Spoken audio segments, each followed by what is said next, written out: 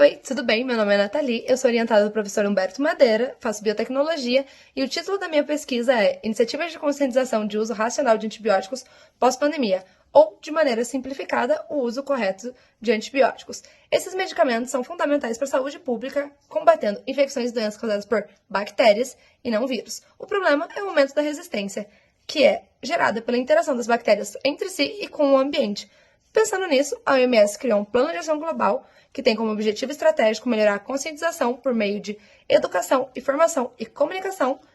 E, seguindo na mesma linha, o Plano Nacional Brasileiro prevê a promoção de estratégias de comunicação com o mesmo fim.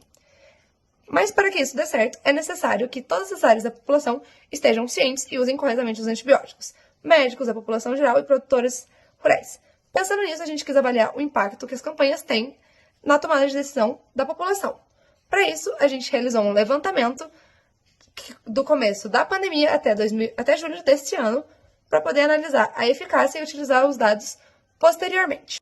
E como a gente fez isso? A gente fez isso através de uma busca por termos específicos que estivessem dentro desse período de tempo de 2020 a 2023, e esses aqui foram alguns dos resultados, e eu vou explicar melhor alguns deles depois. Mas primeiro, a gente precisa falar do TRAX. TRAX é uma base de dados onde os países autodeclaram quantas campanhas aconteceram naquele período e com isso eles são classificados. Agora eu vou pedir um pouquinho de atenção de vocês para olhar a classificação. Primeiro, eu queria ressaltar o Brasil, a linha amarelinho, vou explicar melhor um pouco depois o que significa essa classificação, e a Europa ali tendo 30 campanhas nacionais em 2021 e 29 em 2022, mantendo o nível. O Brasil, nessa classificação amarelinha, significa que ele se autodeclara na categoria C, que é campanhas de nível regional ou local que tem em vista um público-alvo relevante e não todos. E para comprovar isso, durante o nosso período de pesquisado, a gente achou duas campanhas. A websérie Confissões de uma Bactéria, de autoria da doutora Ana Paula Seff, em parceria com a Anvisa, Fiocruz e outras organizações, e o gibi dos professores e pós-graduandos da Faculdade de Ciências Farmacêuticas de Ribeirão Preto, da USP, mas ambos não têm eficácia comprovada. Agora, voltando a falar da Europa, ela participa mais ativamente das campanhas, tendo até a própria Semana de Conscientização, que acontece em novembro, junto com a da OMS. E aqui tem alguns exemplos de quais são as campanhas, e nós vamos falar agora de campanhas com a eficácia analisada em artigo. Primeiro, nós temos a Antibiotic Guardian, que foi uma campanha que atingiu muita gente, porém não teve uma eficácia muito grande porque não gerou uma mudança de comportamento no final em um artigo posterior que tentou analisar essa eficácia. Ainda assim, teve uma variação italiana dessa mesma campanha que gerou maior impacto nas redes sociais porque eles utilizaram mais ferramentas e mais mídias.